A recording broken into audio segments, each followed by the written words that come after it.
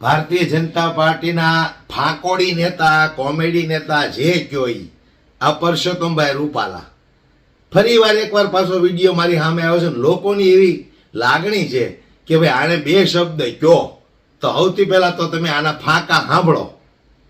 અમે બનાવ્યા, રોડ અમે બનાવ્યા, નિશાળો અમે બનાવી, દવાખાના અમે બનાવ્યા, ઇન્ફ્રાસ્ટ્રક્ચર અમે બનાવ્યા. અહીંયા કોલ્ડ સ્ટોરેજની આખા રાજ્યમાં વણઝાર તમારા જિલ્લામાં ઊભી કરી. એ ભાજપની સરકારો આવી પછી ઊભી થઈ. આ બધું અમે કર્યું ને એને ખાલી બોર્ડ માર્યા. અમારું કામ બોલે છે.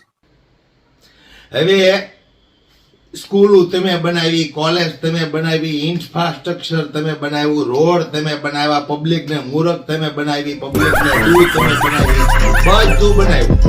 એમ તો 1990 તમારી સરકાર આવી, 30 વર્ષ તમારી સરકાર છે, બરોબર? તો 30 વર્ષ પહેલા તમે જ્યાં ભણવા જતા હતા ઈ નિહાળો કોણે બનાવી? તમારા મોદી આકા જ્યાં ભણવા ગયા હતા ઈ નિહાળો કોણે બનાવી? હે, તમારા બધા જન્મ થયા ત્યારે કદાચ જો દવાખાનામાં છા હોય તો ઈ દવાખાના કોણે બનાવ્યા? 30 વર્ષની અંદર તમે બનાવ્યું કાંઈ નથી, ખાલી જનતાને મૂર્ખ બનાવીશ. રોડ, રસ્તા એ તો બધું કોન્ટ્રાક્ટ ઉપર હાલતું હોય. એમાં કાંઈ નરેન્દ્રભાઈ મોદી આવીને પાવડા ન નાખતા હોય. એ તો બધું કોન્ટ્રાક્ટ ઉપર હાલે. તમારે ખાલી સહી કરવાની હોય. એ તો કોઈ પણની સરકાર હોય, ટેક્સ લેતી હોય એટલે જખ મરાવીને સહી કરવી પડે. એમાં કાંઈ તમે આડોડાઈ કરો તો હાલે નહીં તમારું. હા, નકર પબ્લિક તમને ઘર ભેગી કરી દે. એટલે તમે ખાલી જનતાને 30 વર્ષમાં મૂર્ખ જ બનાવી, બીજું કાંઈ બનાવ્યું નથી. એક સરકારી દવાખાનું બનાવ્યું હોય તો મને દેખાડો ને તમે, તમારા તાકાત જ બનાવ્યું. હાલી હું નીકળ્યા છો. એમે રોડ બનાવ્યા, ઇન્ફ્રાસ્ટ્રક્ચર બનાવ્યું, ફલાણું બનાવ્યું, ઢેકડો બનાવ્યું, નિહાળ્યું તમે બનાવી. કઈ નિહાળ તમે બનાવી? હાલી નીકળ્યા છો જનતાને મૂર્ખ બનાવવા માટે. એટલે હું જનતાને કહેવા માંગુ છું કે આ બધા કોમેડી નેતાઓ ભાષણ કરતા હોય ત્યારે તમને બધાને તાળીઓ પાડવાની મજા આવે, પણ આ લોકોની અંદર કાંઈ લેવા નથી. રાજકારણનો એક ગુણ નથી આનામાં, એક ગુણ નથી રાજકારણનો આનામાં.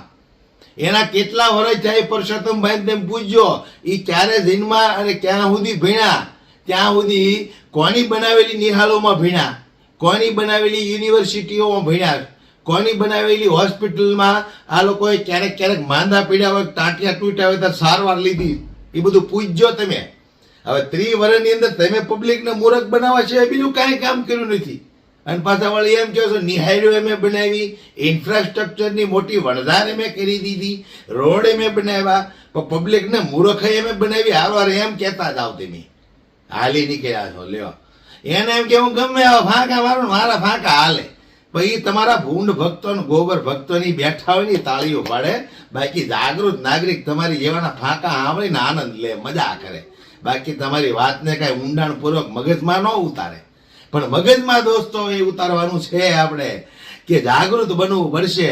અને આવડા નફટ અધિકારીઓ નેતાઓ કામ ન કરે તો વિસાવદર વાળી કરવાની થાય. આટલું મગજમાં રાખીને હવે હાલવાનું છે 2027 સુધીમાં.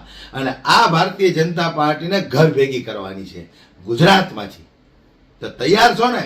જાગૃત બની જાજો, તમારી અંદરનો આત્મા જગાડજો કે 30 વર્ષની અંદર આ લોકોએ જનતાને મૂર્ખ બનાવવા સિવાય કાંઈ કામ નથી કર્યું. અને આવડા હજી એવા ફાંકાઓ મારે છે કે અમે રોડ બનાવ્યા, હોસ્પિટલો બનાવીને, દવાખાના બનાવીને, સ્કૂલો બનાવીને, ઇન્ફ્રાસ્ટ્રક્ચર બનાવ્યું. એટલે જનતા હવે જાણી ગઈ છે. જનતાને હવે તમારી વાતોમાં 1% રસ નથી.